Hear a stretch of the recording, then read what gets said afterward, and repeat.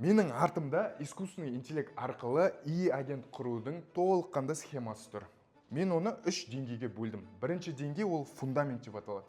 Нарығы неден тұрады, қандай приложениялар бар, қандай модельдер бар, олар қалай жұмыс жасайтын толыққанды түсіндіретін боламын.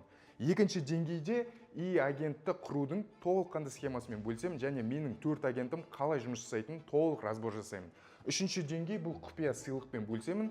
Сол үшін соңына дейін осы видеоны қараңыз. Ендеше бастайық. Әлемдегі ең мықты аудит және статистикалар жасайтын McKinsey деген компания есептеп шығарған болатын. Сен күн сайын қолыңмен жасайтын істің 60-70%-ын қазірдің өзінде агент жасай алады. 5 жылдан кейін емес, қазір. Бар болғаны бір сұрақ. Бұны сен жасайсың ба, әлде сенің агентің ба? Агент дегеніміз не? Қара. Күнделікті сен қолданып жүрген ChatGPT жай ғана чат. Сен сұрадың, ол жауап берді, болды. Әрі қарай өзің жасайсың. Ал агент деген бұл қызметкер. Сен тапсырма бересің, нақты мақсатыңды айтасың, әрі қарай әртүрлі инструменттерді пайдаланып, ол саған дайын нәтижені беретін болады. Қазіргі кезде әлемдегі шағын бизнестің 80%-ы инструменттерді қолданып жатыр. Ал ірі компаниялар бірнеше агенттерді қосып, қазіргі кезде өздерінің жұмыстарының эффективностін арттырып жатыр. Жалпы сен әлі жасанды интеллекті өтірік деп сенбей отырғанда, сен сияқты адамдар өздеріне агенттерді жасап, 10-20 есе эффективны жұмыс жасап жатыр. Неге қазір агенттерді іске қосып жұмысты бастау керек? Бір жыл бұрын ғана агенттерді тек программисттер ғана жасай алатын еді. Бүгін кәдімгі адам сөзін түсінеді, агентті жай ғана сөзбен түсіндіріп жинауға болады. Кодсыз, ешқандай программисттің қажеттілігі жоқ. Сондықтан қазір мықты мүмкіндік. Кім екеніңде маңызды емес. Егер фриланс маманы болсаң, дизайнер, SMM, видеограф, контент-мейкер, агент саған уақытты үнемдеп, көбірек табыс табуға мүмкіндік береді. Егер сен кәсіпкер болсаң, күнделікті қайталанатын жұмыстарды өзіңнен де командаңнан да аласың. Осы арқылы кәсібіңді конкуренттерге қарағанда 10-20 есе эффективны жұмыс жасата аласың. Қарапайым адамдарға осы агенттерді кәсіпкерлерге және фрилансерлерге енгізіп беріп, табыс табуға болады. Менде дәл қазір агенттер күн сайын жұмыс жасап жатыр. Таңертең менің күндік планымнан бастап, күнделікті отчеттар, Инстаграмға шығаратын контенттерімді және сайттар, дэшбордтар, платформаларымды осы агенттер жасап жатыр. Ендеше бірінші деңгейден бастайық. Бірінші деңгейде бізде нелер бар? Бұл темір чиптар, екіншісі модельдер, үшіншісі приложениялар, төртіншісі қандай мықты модельдер бар, олар қалай жұмыс жасайды. Кеттік. Искусственный интеллект нарығына тоқталмастан бұрын, жалпы қазіргі кезде 2026 жылы бұл салада қандай проблемалар бар екенін айта өтейін. Көбісі неден бастарын білмей жүр. Ақпарат көп, бірақ нақтылық аз. Жаңалықтар күнде шығып жатыр, үлгеру қиын. Қазіргі кезде әлде қазақша дұрыс жазалмайды. Оған келсем, орысша жақсы жазады, ағылшынша жақсы жазады, бірақ қазақша әлде дұрыс жазалмайды. Жалпы барлығы ды жарысып енгізіп жүр, бірақ менде андай бір іште қалып қойған сияқтымын деген бір көп адамдарда сондай сезім бар. Жұмыстарымды жеңілдететін агент жасағым келеді, бірақ код жазуды, программист емеспін деп көп адамдар қазіргі кезде айтып жүр. Жалпы сайт, лендинг, дэшбордтар, платформалар жасағысы келеді, көп адамдар вайб кодингпен айналысып, бірақ неден бастарын білмейді. Жалпы қазіргі кезде 2026 жылы дәл осындай проблемалар бар. Осы проблемалардың барлығын осы видеода шешетін болам, сондықтан да видеоны соңына дейін қараңыз. Жалпы нарығында негізгі 3 элемент бар. Бірінші элемент бұл дайын приложениялар. Яғни біз күнделікті өмірде қолданып жүрген ChatGPT, Cloud, Gemini, DeepSeek деген секілді приложениялар. Келесі басты элемент бұл модельдер. Яғни искусственный интеллект қалай ойланып бізге жауап береді. Осы модельдер арқылы ойланып жауап береді. Яғни модель дегеніміз бұл искусственный интеллекттің миы. Сізге ойланып жауап беру үшін осы модельдерді қолданады. Үшінші басты элемент бұл темір чиптар. Барлық компаниялар осы чиптар арқылы модельдерін үйретіп, дамытып жатыр. Негізі қазіргі кезде көбісі шатастырады. OpenAI дегеніміз не, Anthropic деген не, ChatGPT ол қалай жұмыс жасайды деген секілді. Қараңыздар, мен сіздерге түсіндірейін. Негізі компаниялар бар. Осы басталғалы бері ашылған ірі қазіргі кезде компаниялар ол OpenAI. Ол OpenAI дегеніміз ChatGPT, біздің қолданып жүрген ChatGPT шығарған компания. ChatGPT-дің өзінің ішінде миы бар, ойланатын ол модель GPT-5.5 деген. Қазір видео түсіріліп отырған кездегі ең соңғы шыққан модель осы GPT-5.5. Ол бір айдан кейін GPT-5.6 шығуы мүмкін. сол секілді ол былайша айтқанда модельдер дами береді ары қарай. Келесі біздегі Anthropic деген компания бар, тоже өте ірі компания, даже қазіргі кезде OpenAI-да да озып бара жатыр. Anthropic-тің негізгі продукциясы, өнімі бұл Cloud деп аталады. Қазіргі кезде текст жазу бойынша, код жазу бойынша ең мықты былайша айтқанда модельдері бар. Бұл жердегі Cloud-тың моделі, соңғы моделі Cloud Opus 4.8 деп аталады, яғни 4.8. Үшінші, бізде барлығымыз білетін Google компаниясында өзінің моделі бар. Ол жалпы продукцияның аты Gemini деп аталады. Ішіндегі миы, яғни модельдің аты Gemini 3.5 деп аталады. Мысалы, түсіндіріп өтетін болсақ, Apple деген компания бар. Apple-дың өзінің өнімі ол iPhone, иә. iPhone қалай жұмыс жасайды? Ішіндегі операционный системасы бұл iOS деп аталады. Дәл осы секілді искусственный интеллект компанияларда солай жұмыс жасайды. Ол Apple дегеніміз ол OpenAI, iPhone дегеніміз ол ChatGPT, ал iOS дегеніміз ол ішіндегі модель, яғни GPT 5.5 деген секілді. Қараңыздар, жалпы приложение қосымшаларға тоқталып өтетін болсақ, біз қолданып жүрген ChatGPT, Cloud, Gemini дегендер олар дайын өнімдер. Осы қосымшаларды телефондарымызға жүктеп, ай сайын подписка төлейміз біз. И әлемдегі адамдар өздерінің тұрмыстағы және жұмыстағы қажеттіліктерін осы былайша айтқанда өнімдер арқылы жауып жатыр. Келесі ол модельдер. Модель деген жаңа айтқандағыдай ми, ChatGPT, Cloud-тың жұмыс жасау үшін, осы қосымшалар жұмыс жасау үшін ішінде, бұлардың ішінде модельдер болады. Жаңағыдай GPT 5.5 деген секілді. Қазіргі кезде әртүрлі модельдер бар. GPT 5.5, Gemini, Opus деген секілді. Осы модельдер жұмысын дұрыс атқару үшін оларды жылдар бойы үйретеді. Ал енді қараңыздар, главный вопрос бұл жерде олар қалай үйренеді? Үшінші элемент басты ол темір чиптар. Модельдер осы темір чиптар арқылы үйреніп жұмыс жасайды. Осы искусственный интеллект нарығы пайда болғалы бері чиптарға сұраныс күрт өсті. Мысалы, сіз ChatGPT-ға бір сұрақ қоятын болсаңыз, сол сұрағыңыз осы чиптар арқылы өңделіп, сізге жауап келетін болады. Примерно искусственный интеллект нарығы дәл осылай жұмыс жасайды. Енді осы жалпы бірінші деңгейді қорытындылайтын болсақ, AI нарығы қалай жұмыс жасайды? Көптеген үлкен компаниялар, OpenAI, Anthropic деген секілді чиптарды сатып алады. Сол чиптар арқылы өздерінің модельдерін үйретіп дамытады. Және де сол модельдерді бір определенный өнімге айналдырып, біз сияқты қарапайым халыққа, былайша айтқанда әлемдегі адамдарға подписка арқылы сатып табыстабады. Ал ары қарай сол модельдерді қолданып, адамдар әртүрлі өздеріне керекті өнімдер жасайды. Мысалы, сайт, лендинг, платформалар, әртүрлі мысалы агенттер құрады осы модельдер арқылы. Осы жерде ең түсіндіру керек маңызды нәрсе, бұл әр модельдің мықты жағы бар. Бір модельді барлық жұмысқа жегіп қойып, барлық жұмысты атқару дұрыс емес.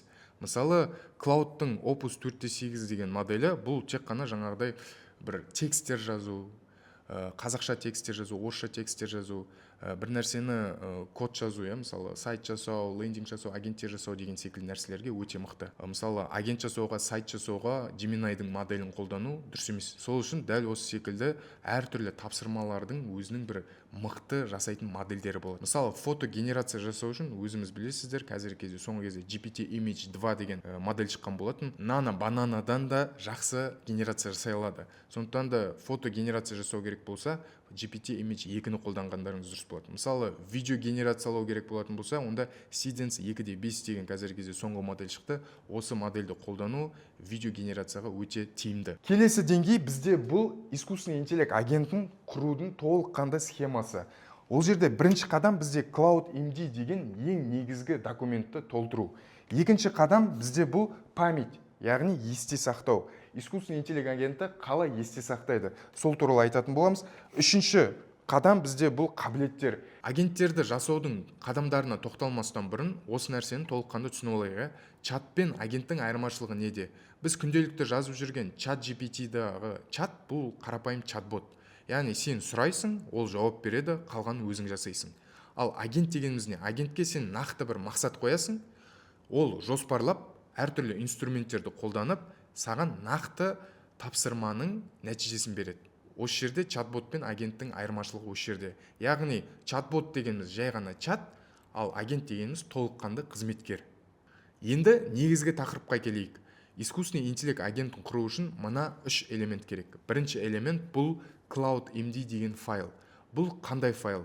Бұл файлдың ішінде агенттің рөлі, қандай қызмет атқаратыны және қандай жауапкершілігі бар екені туралы толыққанды информация жазылған құжат. Яғни сіз агентке бір нәрсе жазған кезде агент ең бірінші жауап берместен бұрын осы құжатты бірінші очередь оқып шығады.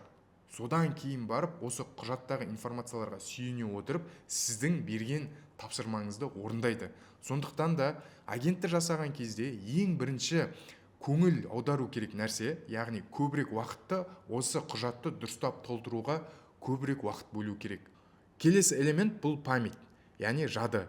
Сіз туралы, сіздің проектіңіз туралы агент ешқандай информацияны ұмытпас үшін агентке сіз память орнатуыңыз керек.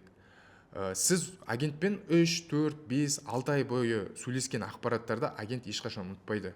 Сол сіздің берген ақпараттарды, сізбен не туралы сөйлесті, кәсібіңізде қандай бір өзгерістер болды, кәсібіңізде қандай бір нақты важный құнды ақпараттар бар, соның барлығын агент өзінің памятінде сақтай алады. Сол арқылы былайша айтқанда агентте көп контекст болса, агент сізге уақыт өте келе жақсы результативный жұмыс жасап бастайды. Не үшін? Өйткені сіз туралы уже ақпарат агентте өте көп. Сол арқылы сол ақпараттардың барлығын қорыта келе сіздің келесі беретін тапсырмаларыңызға мықты және де точный былайша айтқанда нәтижені, яғни жауапты беретін болады агент. Сол үшін қазірден бастап агентіңізді құрып, жадыны орнатып, яғни памятті орнатып, қазірден бастап өзіңіз туралы, кәсібіңіз туралы көбірек информация беретін болсаңыз, ойлап қараңызшы, 6-7 ай, 1 жылдан кейін агентіңіз сіз туралы уже барлығын білетін болады. Келесі үшінші маңызды элемент бұл скилл, қабілеттер. Яғни агентке нақты не істеу керектігін айттыңыз, Cloud MD'ді жақсы толтырдыңыз, одан кейін памятті дұрыстап бердіңіз, одан кейін үшінші керек нәрсе ол қолдарын, агенттердің аяқтарын жасау. Яғни әртүрлі оған инструменттер беріп, қабілеттер енгізіп, скиллдар беріп, агентті күшейту. Осы арқылы өзіңізге керекті қабілеттерді агентке беріп, кез келген тапсырманы 100%-ға орындатуға болады агенттерге. Енді қараңыздар, дәл қазір менің агенттеріме толық разбор жасаймыз. Яғни менде қандай агенттер бар, ол агенттер не істейді, және де қандай күнделікті менің тапсырмаларымды орындап жүргенін қазір разбор жасап көрсететін боламын. Дәл қазір мен қолыма өзімнің телефонымды алдым, және де бұл жерде сіздер өздеріңіз көріп тұрғандай 4 агент қазіргі кезде менде үздіксіз жұмыс жасап жатыр. Ең бірінші агент бұл маркетолог, екінші Хомер деген агент, бұл менде программист, яғни әртүрлі сайттар жасайды, чат-боттар жасайды. Үшінші агент бұл Алма деген, былайша айтқанда, искусственный интеллект қыз агент, яғни ассистент, күнделікті мендегі менің планымды, күнделікті күнтізбе, расписание, соның барлығын жіберіп отыратын болады. Үшінші AI Start көмекші деген, ол менің клиенттеріммен сөйлесетін, былайша айтқанда, продавец агент, яғни сатушы агент, былайша айтқанда. Менде қазіргі кезде 4 агент жұмыс жасайды. Ең бірінші не нәрсені көрсеткім келеді? Бұл 4 агент те бір-бірімен, былайша айтқанда, тығыз байланыста. Мысалы, мен Хомер арқылы маркетологқа задача бере аламын. Маркетолог арқылы Хомерге де задача бере аламын. Немесе Хомерге айта аламын, Хомер барлық агенттерге айт, осындай задачаны орындасын деген секілді. Хомер маркетологқа айт, отчет дайындасын, менде қандай Инстаграм парақшалар бар, менің конкуренттерім, соның маған тізімін отчетқа дайындап шығарып берсін. Соны маркетологқа айт. Маркетолог маған шығарып берсін, и сен де маған сол отчетты жібер. Дәл осындай тапсырма бердік, көрейік қандай нәтиже беретін. Так, міне қараңыздар, Хомер маркетологқа задача берді, и мына жерде маркетолог маған жазып жіберді. Получил задачу от другого агента, беру в работу дейді. Яғни Хомерден задачаны алдым, қазір жұмысты бастап жатырмын деп жазып отыр ең соңғысында. Көріп тұрсыздар ма? Міне мына жерде Хомер маған жазып жіберді. Готово, Айдар, передал маркетологу задачу собрать красивый отчет конкурентов деген секілді. Так, келесі мен маркетологқа тағы бір задача бердім. Бұл осы Марғұлан Сейсенбай, бәріміз танимыз, сол кісінің аккаунтын, инстаграмдағы аккаунтын ссылкасын бердім де жазып жібердім. Можешь анализировать вот этот аккаунт и дай мне залетевшие рилсы отчет. Бұл, получается, агент сол жаңағы инстаграмға барып, полный рилстарын зерттеп, атқан рилстарын маған отчетқа түсіретін болады қазіргі кезде. Так, достар, қараңыздар, маркетолог Марғұлан Сейсенбайдың аккаунтын зерттеп, атқан рилстарын маған осындай отчетқа әдемі етіп тіркеп берді. Қараңыздар, Марғұлан Сейсенбаев, залетевшие рилсы, жалпы 2 миллион 100 мың подписчигі бар екен, verified дейді, там осындай средний просмотр 300 мың екен. Марғұлан Сейсенбайда кім екен маған толыққанды айтып беріп тұр. Кто это? Марғұлан Сейсенбай, известный казахстанский бизнесмен, инвестор, путешественник, да? Топ 12 по просмотрам дейді. Қараңыздар, 3 миллион 402 мың просмотр жинаған. Тест Apple Vision Pro деген. ER 2.98, engagement rate деген показатель бар, иә. Қай кезде шыққаны көрсетілген, одан кейін открыть деп бассаңыз, міне открыть деп бассаңыз, Марғұлан Сүйсенбайдың сол видеосына өтеді. Көріп тұрсыздар ма? Бұны мен сіздерге не үшін көрсетіп жатырмын? Қараңыздар, мынаның барлығын маған көрсетіп берді. Бұны не үшін көрсетіп жатырмын?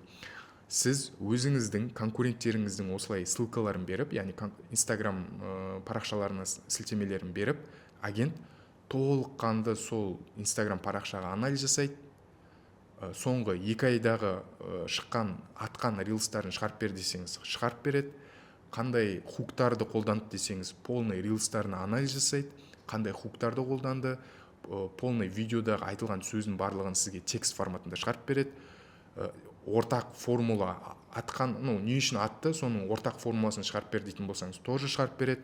Получается, бұл өте керемет құрал. Бұл тек қана Инстаграмға ғана емес, ютубтағы конкуренттерге де анализ жасап бере алады.